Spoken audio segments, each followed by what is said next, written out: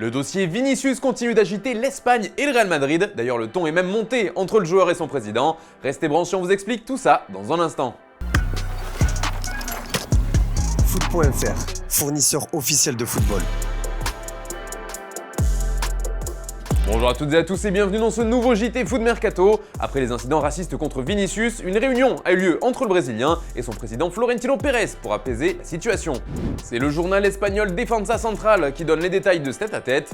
D'après le média, le patron du Real Madrid a soutenu à 100% son joueur, mais dans le même temps, il a été très dur avec lui car il ne veut plus revoir ce genre d'altercation entre Vini et d'autres joueurs. Si ça se reproduit et que vous ne quittez pas la pelouse, c'est moi qui vais me fâcher. On ne va plus rien laisser passer, a lancé Pérez à son joueur. Bref, le président du Real serait déterminé à éradiquer ce fléau dans les tribunes de Liga, mais aussi à calmer le climat de tension autour de sa star. Et la solution est toute trouvée pour Pérez, il veut que ses joueurs quittent le terrain dès qu'un incident du genre se reproduira. Et puis, le Paris Saint-Germain aussi est secoué par ses joueurs en ce moment, et ça concerne directement le marché des transferts. On vous en parlait dans la revue de presse, selon l'équipe, Mbappé ne veut pas lever sa clause pour prolonger d'une année supplémentaire. Il se retrouverait donc libre à l'été 2024, un coup dur pour Paris, qui organise son mercato et son avenir autour du génie français. Cela met donc une certaine pression sur le board parisien pour cet été, car pour garder Kylian Mbappé, il vaudrait mieux ne pas se louper. On le sait, le français ne serait pas contre un départ de Neymar et c'est la tendance actuelle. Comme on vous l'expliquait sur Foot Mercato, le Brésilien n'est plus fermé à l'idée de quitter le PSG. Plusieurs équipes ont été évoquées, le Barça d'abord, qui est la volonté du joueur, mais qui a recalé ce dernier car les finances du club rendent impossible une telle transaction. Ce sont ensuite deux grosses écuries anglaise, Chelsea qui rêve de le faire venir depuis plusieurs mercatos et Manchester United qui garde un œil sur le Brésilien, comme on vous l'expliquait en exclu sur FM depuis plusieurs semaines. D'ailleurs, Casemiro forcerait en coulisses pour faire venir son compatriote chez les Red Devils. Le cas Messi semble réglé pour le PSG qui ne prolongera pas l'Argentin. La Pulga ne devrait donc plus évoluer à Paris l'an prochain. En revanche, c'est plus compliqué en ce qui concerne Marco Verratti. Il fait partie des joueurs poussés vers la sortie par Paris et plusieurs options se dégagent pour lui. Le Real Madrid le fait rêver mais l'intérêt ne semble pas réciproque. Un retour en Italie est donc plus envisageable. La Juve et l'Inter sont cités comme point de chute possible. Manchester City serait venu au renseignement puisque le club anglais risque de perdre Ilkay Gundogan. Même le Bayern aurait pris la température sans aller plus loin toutefois.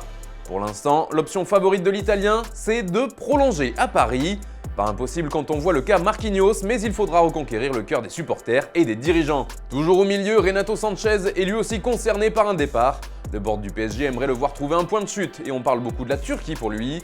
En effet, Galatasaray serait chaud pour le signer cet été. L'international portugais ne serait pas contre ce nouveau défi. Et pour finir, d'après nos informations, Keylor Navas ne veut pas revenir à Paris. En effet, il est seulement en prêt à Nottingham Forest cette saison, mais ce sera compliqué de le signer définitivement pour le club anglais. En revanche, une chose est sûre, le portier ne veut pas revenir au PSG et sa priorité, c'est de rester en Première Ligue. Et ça nous amène à la question du jour les amis, quel est selon vous le transfert le plus important que le PSG devrait faire cet été? Donnez-nous votre avis dans les commentaires et on reparle de tout ça dès demain. Hier Stéphane vous demandait quel joueur Manchester United devrait recruter en priorité et vous êtes assez partagé. Un nom se dégage un peu, c'est celui d'Harry Kane. Mention spéciale à Neymar et Vinicius qui sont aussi beaucoup revenus dans vos réponses.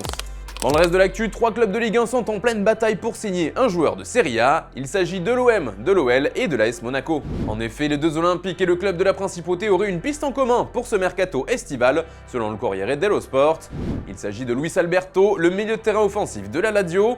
Petit que le club romain demande au moins 30 millions d'euros en échange de son joueur. Reste à savoir si un des clubs français réussira à tirer son épingle du jeu. D'ailleurs, l'OM relance une autre piste sur le marché des transferts, c'est Sardar Azmoun. Il avait failli débarquer à Marseille cet hiver, mais au dernier moment, l'opération avait capoté. Il était resté au Bayer Leverkusen.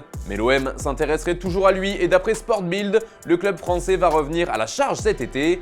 Son prix serait d'environ 10 millions d'euros. Et puis, c'est officiel, Everton a prolongé Abdoulaye Doucouré. L'ancien joueur de Rennes a trouvé un accord avec les Toffees pour activer son option de prolongation présente dans son contrat. Il est désormais lié au club anglais jusqu'en 2024. En revanche, c'est fini pour James McArthur et Crystal Palace. Après 9 saisons chez les Eagles, l'Écossais fera ses adieux au club londonien à l'issue de la saison. Même chose pour Jordi Alba qui a fait ses adieux au FC Barcelone. Pour rappel, le latéral gauche évolue sous les couleurs blaugrana depuis 2012 et aura porté le maillot barcelonais à plus de 450 reprises. Allez les gars, on termine avec l'image du jour, ça se passe en Espagne avec le FC Séville et Ivan Rakitic qui est devenu le joueur étranger le plus capé de l'histoire du club. Il dépasse Frédéric Canouté qui lui a d'ailleurs remis un maillot pour célébrer ce record. Je vous laisse découvrir ça, bonne soirée et à demain.